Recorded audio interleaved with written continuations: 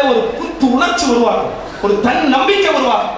ஏதோ ஒரு வகையில இந்த தேசத்துக்கு நம்மை அர்ப்பணம் செய்ய வேண்டும் என்கக்கூடிய ஒரு உணர்வு வரும். சுவாமி விவேகானந்தர் சொன்னது மாதிரி உண்மைக்காக எதை வேண்டுமானாலும் துறக்கலாம், உண்மைக்காக எதை வேண்டுமானாலும் துறக்கலாம், ஆனால் எதற்காகவும் உண்மையை துறக்காது அப்படின்னு சொன்னார். அந்த ஒரு எழுச்சி வரணும் அப்படின்னா அதுக்கு நம்ம படிக்கிறது தாங்க உண்மை. அதாவது இப்பெல்லாம் கல்லூரியில எல்லாம் பாடம் நடத்துறதுக்கெல்லாம் ரொம்ப கஷ்டம். உங்களுக்கு ரொம்ப அனுபவம் இருக்கும். அன்னைக்கு ஒரு தடவை ஏண்டா வரல அப்படின்னு, ஏன் வரணுமோ ஒரு வாரம் ஒருத்தன் வரல, ஏண்டா வரல, நாய் கடிச்சிட்டு அப்படின்னா, டேய் நாய் கடிச்சிட்டு அப்படின்னா ஒருவேளை வெறி நாய் கடிச்சிருந்தா நீ ஊசி போட்டுக்கணும், ஊசி போடலைன்னா அதே மாதிரி வெறி பிடிச்சி பல பேரை கடிக்க ஆரம்பிச்சிடும் அப்படின்னு. திடீர்னு ஒரு பேப்பர் எடுத்தா ஏதோ எழுதிட்டு இருக்கா, என்னப்பா எழுதுறா அப்படின்னு. ஒருவேளை வெறி பிடிச்சி கடிக்க ஆரம்பிச்சா யாரெல்லாம் கடிக்கிறோம் அப்படின்னு சத்தியமா எழுதுறவங்க அந்த பேப்பரை வாங்கி பார்க்கற முதல் பேர் எம் பேர். இப்படிப்பட்ட நல்ல பிள்ளைகள் எப்படி உருவாங்க பாருங்க. இதுக்கு அழகா சொன்னா பாருங்க, எப்படி வாழணும் பிள்ளைகள். மனிதனாக வாழ்ந்திட வேணும் மனதில் வையடா தம்பி, மனதில் வையடா, வளர்ந்து வரும் உலகத்துக்கே நீ வலது கையடா, நீ வலது கையடா, தனி உடைமை கொடுமைகள் தீர தொண்டு செய்யடா, நீ தொண்டு செய்யடா, தானா எல்லாம் மாறும் என்பது பழைய பொய்யடா, எல்லாம் பழைய பொய்யடா, சின்ன பயலே சின்ன பயலே செய்தி கேளடா. நடுவர் அவர்களே ஒண்ணு சொல்லிடுறேன், சொல்லிருக்காங்க. அதாவது இப்ப நம்ம பாருங்க, இந்த தேசிய கொடியை பார்த்தோம் அப்படின்னா தேசிய கொடியில நடுவுல சக்கரம் இருக்கு, அசோக சக்கரம் இருக்கு. இந்த அசோக சக்கரத்துல அதாவது உள்ள கோடுகள் இருக்கு பாருங்க, ஆரக்கால். ஆமா, அது ஆரங்கள், அப்படிதானே அது ஆரங்கள் அப்படின்னு சொல்றோம். ஆனா அதை உற்று பார்க்கும்போது என்ன தெரியும் அப்படின்னா எலும்புகள் மாதிரி இருக்கு. அத வைரமுத்து அழகா சொல்லுவார் பாருங்க. அதாவது அசோக சக்கரத்தில் உள்ளது ஆரங்கள் அல்ல, விடுதலை வீரர்களின் விலா எலும்புகள் அப்படின்னு சொல்றார். அப்போ என்னன்னா ஒரு எழுச்சியை உருவாக்கணுங்கிறதுக்காக தான் அதனுடைய நோக்கம். அது மட்டும் இல்லைங்க, அதை சொல்லி முடிச்சிடுறேன் நடுவர் அவர்களே. அதாவது இப்போ ஒன்றே குலம் ஒருவரே தேவன் நன்றே நினைவன் நமனில்லை அப்படின்னார் திருமூலர். பாரதி சாதிகள் இல்லையடி பாப்பா குலம் தாழ்த்தி உயர்த்தி சொல் பாவம் அப்படின்னு சொன்னார். ஏன் இருட்டறையில் உள்ளதடா உலகம் அப்படின்னு புரட்சி கவிஞர் பாரதிதாசன் சொன்னார். அப்போ ஒண்ணு பாருங்க, இப்போ அதாவது ஒரு எரும மாடு, அதுக்கு பக்கத்துல ஒரு கழுதை, அதுக்கு பக்கத்துல ஒரு குதிரை. இப்போ இந்த எரும மாடை நம்ம அப்படி ஒரு தட்டணும்னு வச்சுக்கோங்களேன், பின்னாடி தட்டணும் அப்படின்னா எனக்கு என்ன தட்டு அப்படின்னு நிற்கும். கழுதை தட்டினோட உடைக்கும், அதுக்கு கடமை அது கரெக்டா செய்யும். ஆனா குதிரை அப்படி இல்லை, தட்டின உடனே முன்ன காலை அப்படி தூக்கிட்டு ஓடும். இதே மாதிரிதான் அந்த முன்னங்கால குதிரை தூக்கிட்டு ஓடுது பாருங்க, அதுதான் உண்மையான எழுச்சி. தட்டுவதுதான் இலக்கியம், தட்டுவதுதான் இலக்கியம். இதுபோல் மக்கள் அத்தனை பேரையும் நல்ல விஷயத்திற்காக குதிரையை போன்று தட்டி கொடுப்பது கொண்டு இருக்கிறது. ஆகவே இலக்கியங்கள் நாம் வாசிப்பதால் நமக்கு ஏற்படுவது உண்மையான எழுச்சியே எழுச்சியே என்று சொல்லி வாய்ப்படுத்த அத்தனை பெருமக்களுக்கு நன்றி பாராட்டி விடைபெறுகின்ற நன்றி வணக்கம். விடிய விடிய பேசிக்கிட்டே இருப்பாங்க எல்லாரும். வைகுண்ட சிவராத்திரி மாதிரி போட்டோம்னா ரொம்ப நல்லா இருக்கும். விடிய காலம் அப்படியே குளிச்சுட்டு வீட்டுக்கு போயிடலாம். அருமையான பாட்டெல்லாம் எடுத்து சொல்லி திரைப்படத்தில் கூட பட்டுக்கோட்டை பாட்டு எடுத்து வந்து சொல்றார். புரட்சி தலைவர் முன்னாள் முதல்வர் எம்ஜிஆர் அவர்கள் சொன்னாரு, நான் உட்கார்ந்து இருக்கிற முதலமைச்சர் நாற்காலியில் ஒரு கால் பட்டுக்கோட்டையினுடைய அந்த பாட்டு அப்படின்னா பார்த்தீங்கன்னா எவ்வளோ ஒரு நம்பிக்கை. அப்படியான ஒரு எழுச்சியை உண்டாகுது. பாப்பாவுக்கு பாடினாலும் அப்படி பாடணும். பாரதி சொன்ன மாதிரி அழகாக பேசியிருக்காரு. அவருக்கு பாராட்டு, எல்லாருக்கும் மகிழ்ச்சி. இப்போ தான் பெண்கள் வர போகிறாங்க பேசுறதுக்கு. நீங்கள் ரொம்ப கவனமாக இருந்து கேட்கணும். பெண்கள் பேசினா நம்ம ஊரில் மரியாதை அதிகம் அப்படின்னு கேட்குறீங்களா? வீட்டு வாசலில் கல்லு பிள்ளையார் மாதிரி ஆம்பளை உட்காந்துருப்போம். ஒரு பிச்சைக்காரன் கூட நம்மளை சோறு கேட்டதில்லை. நம்மளை பார்த்துக்கிட்டே அம்மா தாயை நம்ம கேட்டுக்கிறேன், எப்பா பெரியப்பா 2 இட்லி ஓட்டு கேட்டுக்கிறேன், பெரியப்பா நான் பல்ல கேட்பிடுவோம். பஸ்ஸில் கூட ஆம்பளை சீட்டில் பொம்பளை உட்காரலாம், நம்ம ஊர் நியாயம். தப்பி தவிர ஒரு பொம்பளை சீட்டில் உட்காந்து பாருங்க. சில கிழமை தலையை வச்சு போட்டு அந்நிய மாதிரி ஆடிக்கிறேன். நன்றி நாட்டுக்கு எடுத்த நாய் சொல்லி அவன் அவகாசத்தில் தென்காசிக்கு போயிட்டு இருக்கான். பஸ்ல எழுதி போட்டுலாம் படிச்சு பார்த்தேன். பெண்களுக்கு எத்தனை எழுத்து? பெண்கள், பூவையர், வளைக்கரம், மகளிர், இத்தனை பார்த்தாது இங்கிலீஷ்ல லேடிஸ். ஆண்களுக்கு ஆண்கள் எழுதாட்ட பரவாயில்லைங்க. திருடர்கள் ஜாக்கிரதை. அது எதுக்கு அப்படி எழுதிட்டு சரி கேட்டோம். இப்ப மலர் விழி அவர்கள் நம்ம தெரியவில்லைன்னா மகிழ்ச்சி என்று பேச வருகிறார். எங்கள் வாழ்வும் எங்கள் வளமும் மங்காத தமிழந்து சங்கே முழங்கு.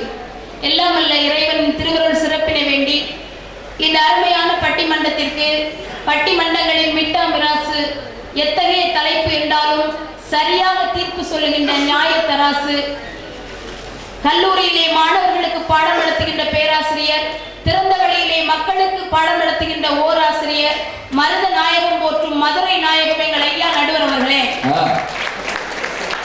வழக்கம் போல உங்களை பற்றி சொல்லாட்ட எனக்கு பேச்சு வராது. நீதிபதி அவர்களே, நீங்க என்ன சாதாரண நடுவரா?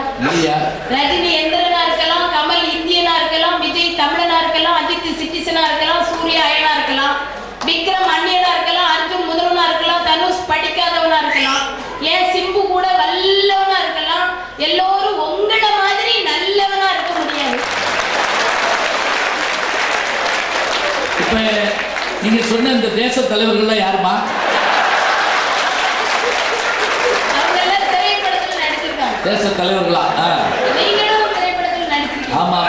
எம்ஜிஆர்னா அது தொழிலாளி, ரஜினினா உழைப்பாளி, கமல்னா தெனாலி, அஜித் குமார்னா வாலி, சத்யராஜ்னா பங்காளி, சரத்குமார்னா பாட்டாளி, நானும் எங்க அண்ணனும் அறிவாளி. எப்படி கவிதை சொல்லி அசுத்தனா பாத்தீங்களா? ஆமா ஆமா. எதிராளியில 2 பேரும் ஏமாளி, எழுச்சி இருந்தாலே ஏமாற்றம் தான். நீங்க எல்லாம் போராடி. சரி. அந்த படத்துல சமீபத்துல நீங்க நடிச்சீங்க. அடுத்து குட்டி புலி, அடுத்து கேரள நாட்டில பெண்களுடனே அப்படின்னு ஒரு படத்துல நடிச்சேன். அடுத்து சசிகுமாரோட பிரம்மன் அப்படின்னு ஒரு படத்துல நீங்க நடிச்சீங்க. எங்க பட்டிமன்ற உலகத்துக்கே பிரம்மன் நீங்க தான். சரி சரி. ரொம்ப சந்தோஷமா இருக்கு. அடுத்து நிமிர்ந்து நில் அப்படின்னு ஒரு படத்துல கிட்டார் வாசிச்சு பட்டை கிடப்பீங்க. வந்து கிட்டார் அருமையா வாசிக்கிறேன்னு சொன்னாரு. நான் ஒரு கூப்பிட்டு 15 புத்தகம் நான் எழுதுனேன்ல, உண்மையான நீ வாசியா? எனக்கு வாசிக்கவே தெரியாத கிட்டார் நான் வாசிச்சேன்னு வந்து பாராட்டுறேன். அடுத்து கமல் சாரோட உத்தம வில்லன். அம்மா நீங்க உத்தமனா வில்லனா? அவரே சொல்லுவார் அடுத்த மாசம். அடுத்து ஒரு படத்துல சிவகார்த்திகேயனோட அப்பாவை நடிச்சிட்டு இருக்கீங்க. ரொம்ப பொருத்தம். இதெல்லாம் என் தகுதி. இப்பதான் என்னன்னா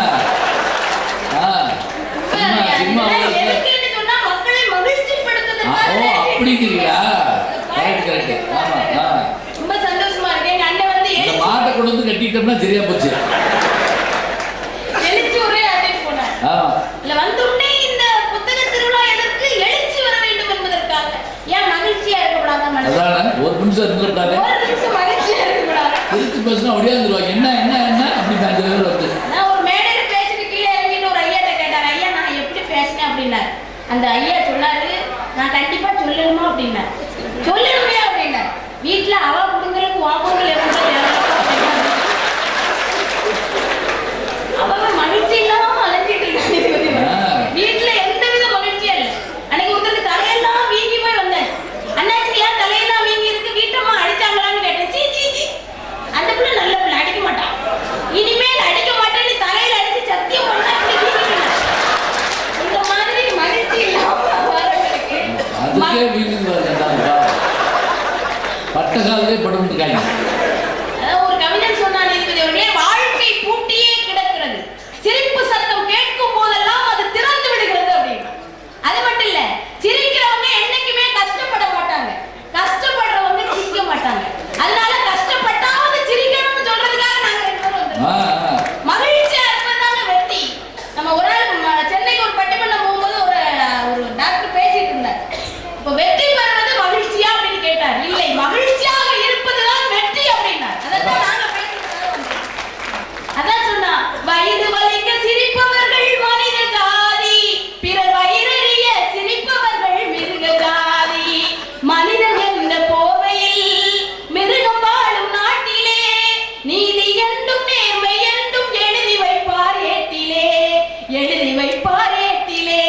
அங்கே சிரிப்பவர்கள் சிரிக்கட்டும், அது ஆணவ சிரிப்பு. இங்கே நீங்கள் சிரிப்பும் புன் சிரிப்பு ஆனந்த சிரிப்பு. நல்ல தீர்ப்பை நடுவர் சொல்லும் நேரம் வரும்போது சிரிப்பவர் யார் அழுபவர் யார் தெரியுமா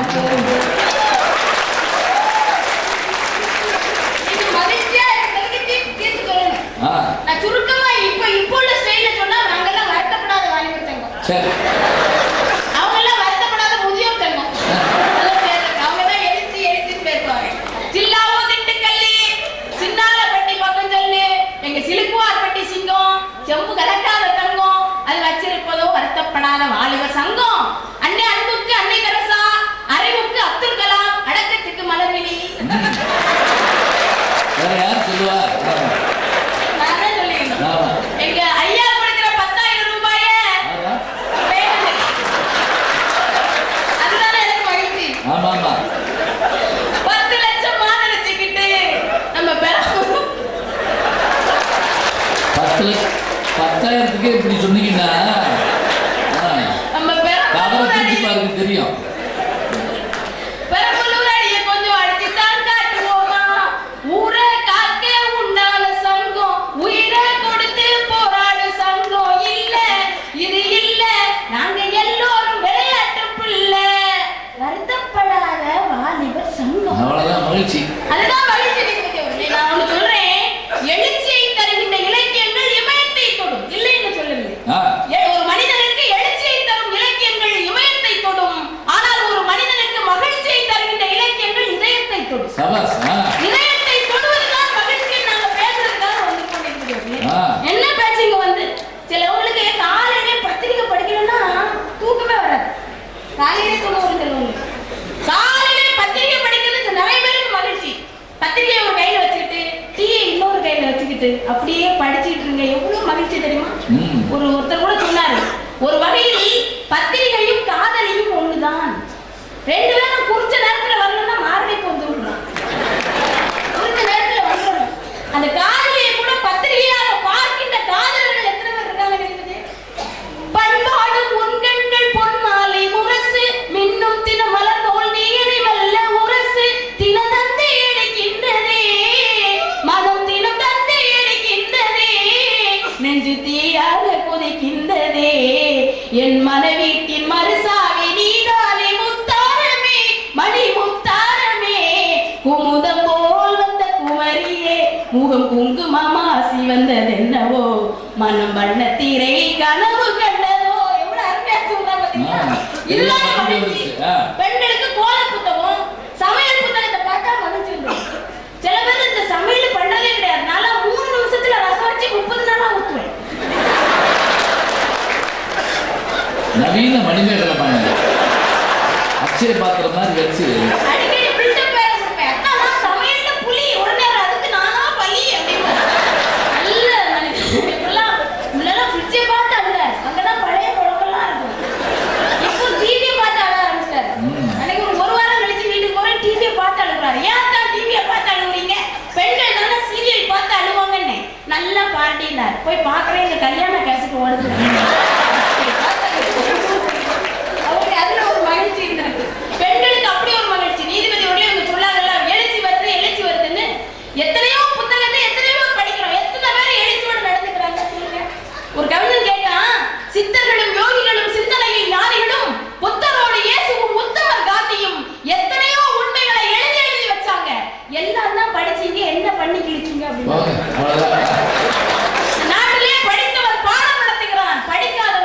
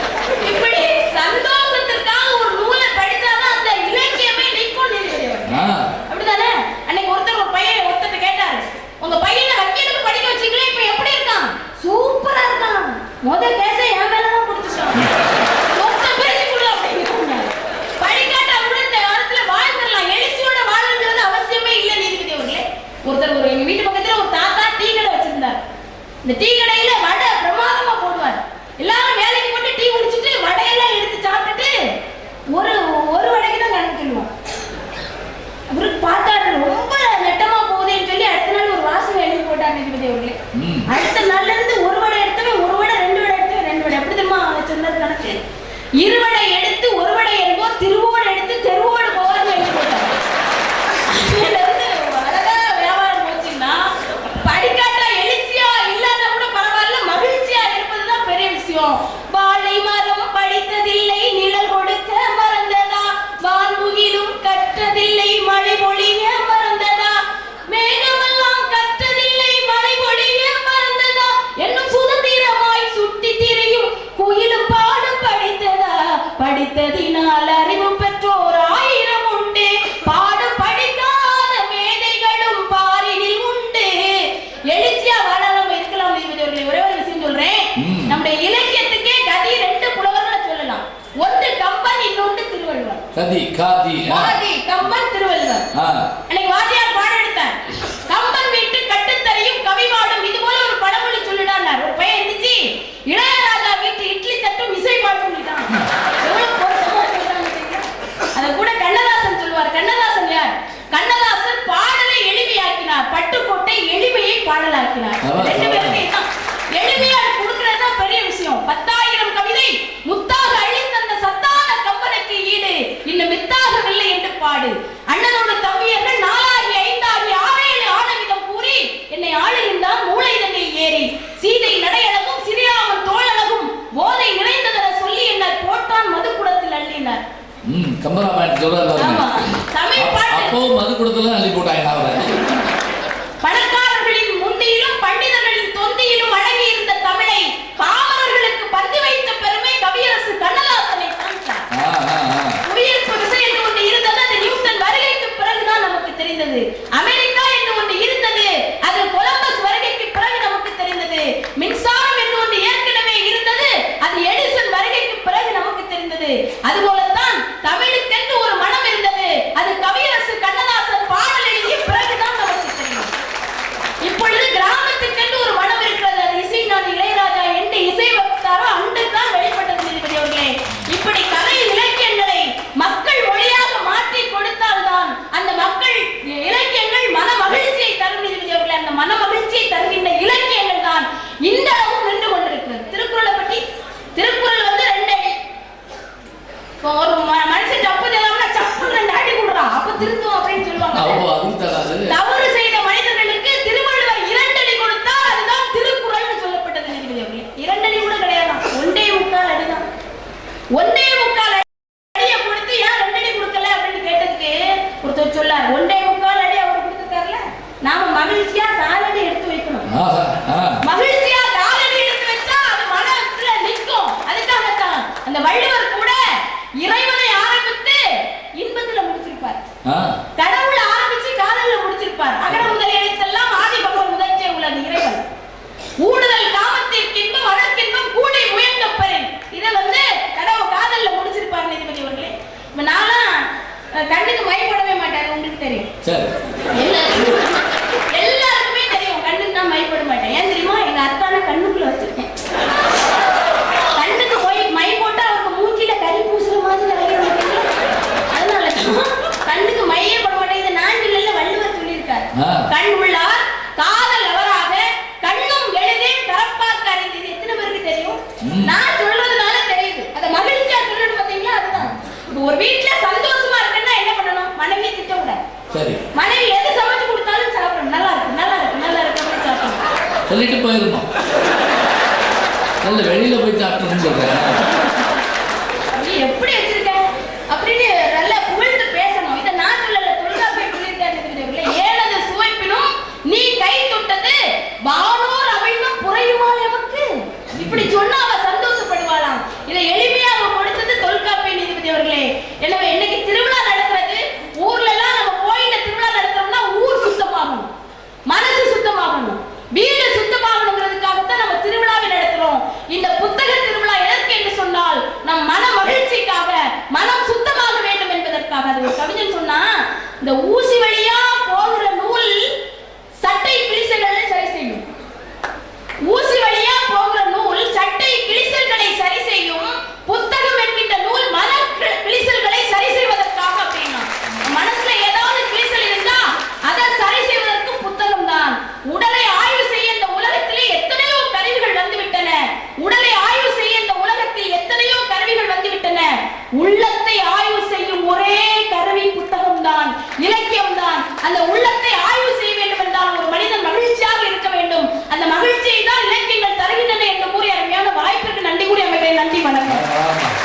போய் கேட்கறதுக்கு நின்று கேட்டு போயிடுவேன் அப்படின்னு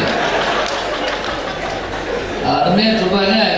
சொன்னாங்க பாருங்க, திருக்குறளை கூட சொல்லிக் கொடுக்குற மாதிரி சொல்லி கொடுத்தா புரியும், இல்லைன்னா கஷ்டம்தான். அதை விட்டுட்டேன்னா நீ ஃபெயில் அப்படின்னா போச்சு. இப்போ நீங்கள் ஆரம்பாட்டுக்கு போகிறவன்ட்ட ஒன்றும் இல்லை, இதை கவனமாக வச்சுக்கோன்னு சொல்லிட்டு தான் பிரச்சனை இல்லை. ஓட்டேன்னா போச்சு, உடச்சுன்னா அன்னைக்காவது உடம்பு பார்த்துருக்கீங்களா? ரொம்ப அழகா இனிமையாக பாடி சொன்னாங்கல்ல, சிகரம் தொடுங்கிறது விஷயம் வேற, அது இமயம், இதயத்தை தொடணும். ஒரு சின்ன கவிதையோ சின்ன பாட்டோ குழந்தையே மகிழ்ச்சியாக இருக்கணும்னா அதுக்கு ஒரு பாட்டு சொல்லி கொடுத்தாருன்னு சொல்கிறோம். அருமையாக பேசியிருக்காங்க.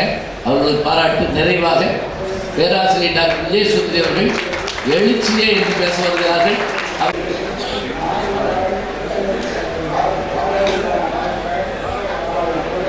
பேராம்பல் ஊர் என்று இலக்கியங்கள் பாராட்டுகிற இந்த பெரம்பலூர் புத்தக கண்காட்சி விழாவை ஆண்டுதோறும் சிறப்பாக நடத்தி கொண்டிருக்கிற மாவட்ட ஆட்சித் தலைவர் அவர்களே, அவர்களது எழுச்சியால் எழுச்சி பெற்றிருக்கிற இளைய சமுதாயமே,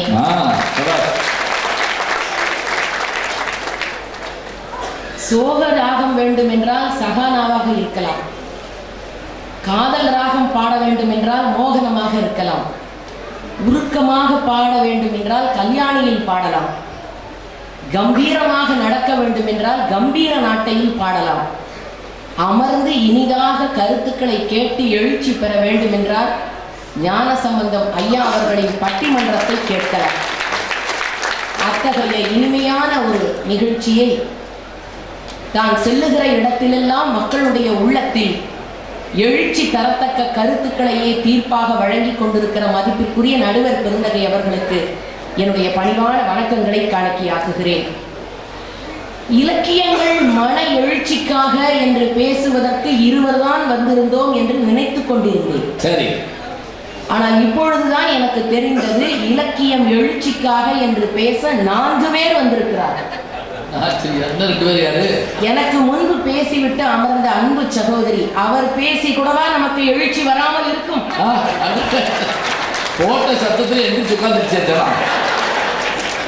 அதுதான் இலக்கியத்திற்கு இருக்கிற பெரிய வெற்றி. மகிழ்ச்சிகள் என்கிற பொழுது நாம் நம்மை மறந்து விடுவோம். சரி. எழுச்சி என்கிற பொழுதுதான் நாம் நம்மை உணர தலைப்படுவோம்.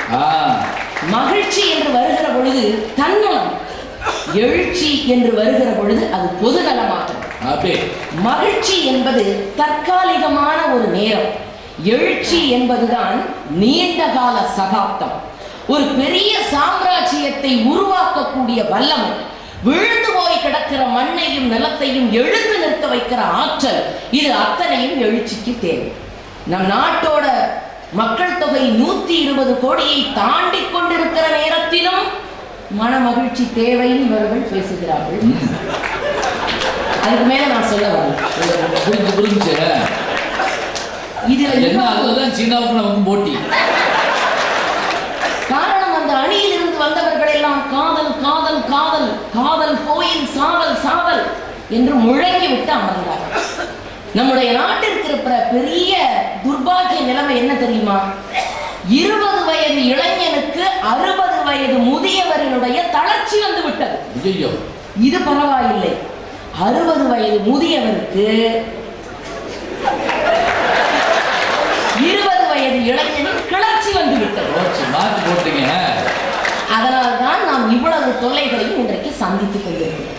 ஒரு இலக்கியம் உருவாகிறது என்றால் அதற்கென்று ஒரு பின்னணி உண்டு. நீங்கள் வந்து சொன்னீர்களே மகிழ்ச்சி இன்பம் என்று, அது யாரோ ஒருவர் அனுபவித்து அதை வாங்கி கொண்டு எழுதி வைத்தார்கள், அவ்வளவுதான். ஏமா இலக்கியம் படிச்சுதானே மகிழ்ச்சி வரணும்? டிவி பார்த்தா வராதா? சினிமா பார்த்தா வராதா? ஒரு நாட்டுப்புற நடனத்தை பார்த்தா வராதா? ஒரு ஜோக்கு சொன்னா வராதா? அதல்லம்மா. அந்த வேலைகளை செய்வதற்கு 1000 இருக்கலாம், ஆனால் எழுச்சியை தருவதற்கு இலக்கியம் ஒன்றுதான் தேவை. அதுதான் இலக்கியத்திற்கு இருக்கிற பெரிய சிறப்பு. இன்னொன்று, மன மகிழ்ச்சியைத்தான் இலக்கியம் தருகிறது என்று சொல்லுகிறீர்களே, அந்த மன மகிழ்ச்சியை பெற்ற பிறகு என்ன செய்ய போகிறீர்கள்? உங்களை பார்த்து கேட்கிறேன். ஒரு இலக்கியத்தை படித்து காதல் பாடலை படித்து விட்டு அதன் விளைவாக மனமகிழ்ச்சி பெற்று 10 பேரை காதலிப்பீங்களா? இல்ல எங்க அடித்தலைவர் சொன்ன மாதிரி ஒரு தடவை கல்யாணம் பண்ணிப்பீங்களா?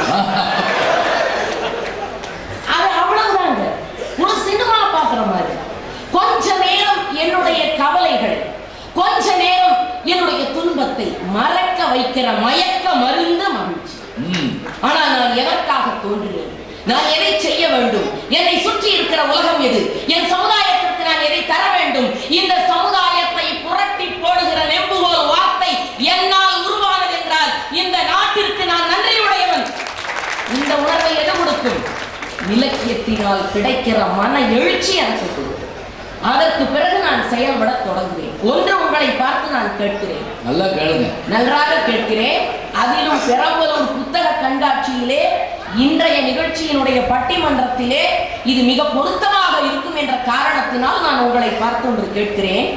இந்த இலக்கியம் மன மகிழ்ச்சியை தந்தது என்ற காரணத்திற்காக எந்த இலக்கியத்தையாவது இந்த அரசாங்கம் தடை செய்திருக்கிறதா?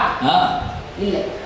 ஆனால் இந்த இலக்கியம் எழுச்சியை தருகிறது, இந்த இலக்கியம் மக்களை தூண்டுகிறது, இந்த இலக்கியம் மக்களை சிந்திக்க வைக்கிறது, அரசாங்கத்திற்கு எதிராக செயல்பட தூண்டி இருக்கிறது என்று இலக்கியத்தை தடை செய்தார்கள். ஏன்? அது எழுச்சியை விளைவித்தது என்ற ஒரே காரணத்திற்காக. யார் தெரியுமா?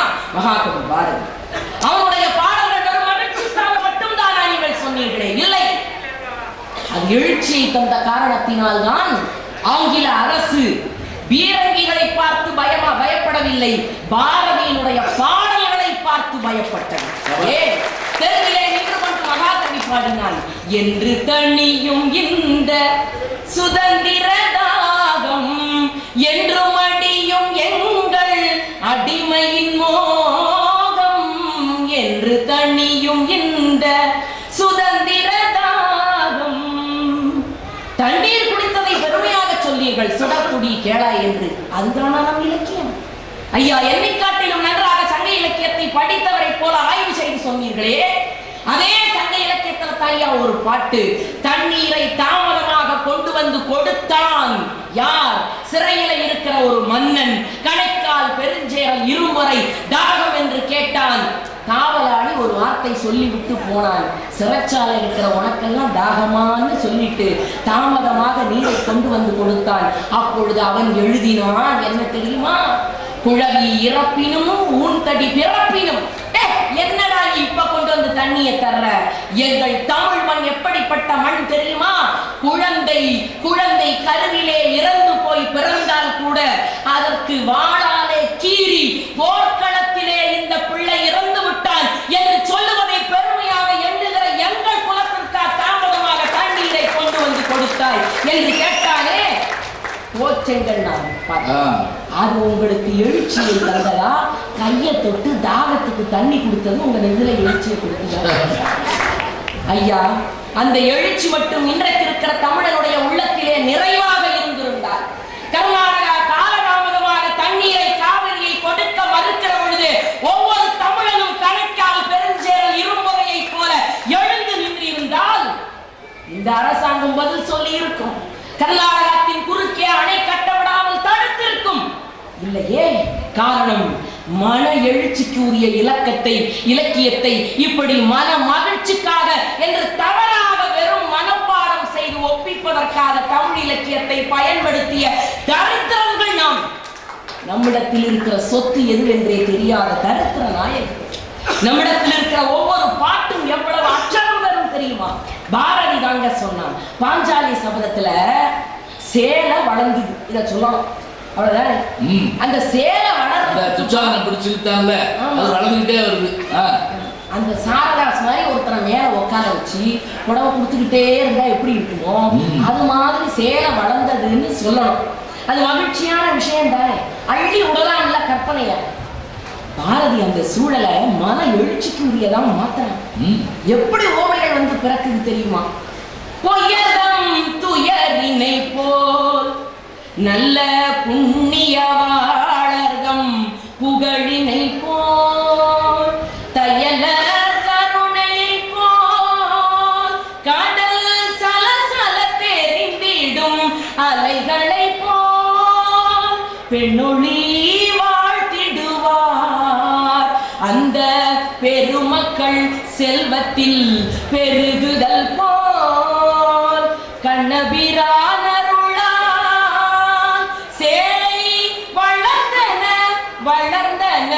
வளர்ந்தனவே. பாட்டை கேட்டா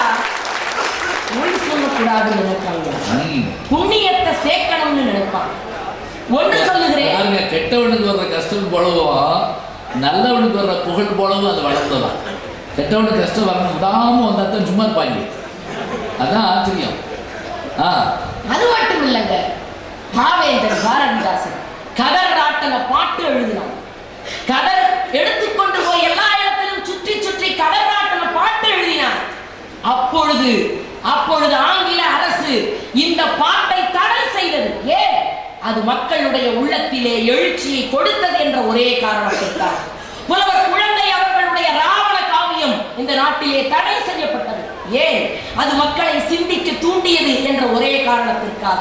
உறங்குகிறவர்களை எல்லாம் விழித்து எழுப்பதற்காக பள்ளி எழுச்சி பாடினார்களே, அது எழுச்சி உங்களுக்கு தரவில்லையா? வெற்றி பெற்றவனை பார்த்து 1000 யானை அமரிடை வென்றவனுக்கு பரணி எழுதினார்களே, அது உங்களுக்கு எழுச்சியை தரவில்லையா? 10 பருவங்களாக பிரித்து ஒருவனுடைய பெருமைகளை சொன்னார்களே பிள்ளை தமிழ் என்று, அது உங்களுக்கு எழுச்சியை தரவில்லையா? இன்னும் ஒரு கருத்தை சொல்லுகிறேன். இன்றைக்கு மாதொரு பாகம் என்ற நாவலை எழுதி கருத்தினால் பெருமாள் முருகன் என்ற எழுத்தாளரை இவ்வளவு பேர் பேசிக் கொண்டிருக்கிறோம். அது சரியா தவறா என்ற ஆய்வுக்கு நான் இப்பொழுது போகவில்லை. ஆனால் அந்த இலக்கியம் வெறும் மகிழ்ச்சியோடு இருந்திருந்தால் இவ்வளவு எதிர்ப்புகளும் ஆதரவும் கிளம்பி இருக்குமா? அது ஒரு எழுச்சியை மக்கள் சமுதாயத்திலே விதைத்த காரணத்தினால் படித்தவன் படிக்காதவன் அத்தனை பேரும் அலசுகிறீர்களே, அதுதான் ஐயா அந்த இலக்கியம் பெற்றிருக்கிற மிகப்பெரிய வெற்றி. வெளியே போக சொல்லாதே, நான் வீழ்வேன் என்று எண்ணாதே, தங்க காசை வீசுவதால் தர்மம் பொய்யை ஏந்தாதே, வெள்ளி மழை சிந்தும் மழை மேகம் விளம்பரம் கொடுத்தால் பொழியாது, மக்கள் சக்தி காசுக்கு வளையாது, அடப்பணியாது, கோழை மட்டுமே கத்தி எடுப்பான், வீரன் மட்டும் சத்தியத்தை நம்புவானே, கிழக்கு முகம் வெளுத்து விட்டால் இருட்டுக்கு மூடி உண்டு, எங்களுக்கு விடி உண்டு, கண்ணை கட்டி கொள்ளாதே, கண்டதையெல்லாம் நம்பாதே, காக்கை குயிலாய் ஆகாதே தோழா. எப்படி பாட்டு பாருங்க. தாடிகள் எல்லாம் தாகூரா, மீசைகள் எல்லாம் பாரதியா, வேஷத்தில் ஏமாறாதே தோழா. வைரமுத்து எழுதினாருங்க. அவர் எழுதின என்னது? ஆத்துல மீன் சுகந்தான அதே பாடிட்டு இருக்கீங்க. நாட்டுல அது மட்டும் தானாயா சுகம்? இல்லை.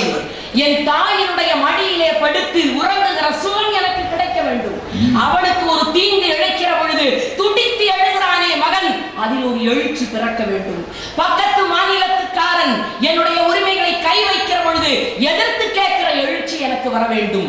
என் மொழி அழியும் என்று எவனாவது சொன்னால் அவன் பிடரியை பிடித்து உந்தி தள்ளி என் மொழியை காக்க நான் தெருவில் நின்று போராடுவேன் என்று இந்தியை எதிர்த்து போராடிய எழுச்சி இந்த இலக்கியங்களின் வழியாக வர வேண்டும் என்ற காரணத்தினால் இலக்கியம் வெறும் மன மகிழ்ச்சிக்காக என்று சொல்லாதீர்கள்.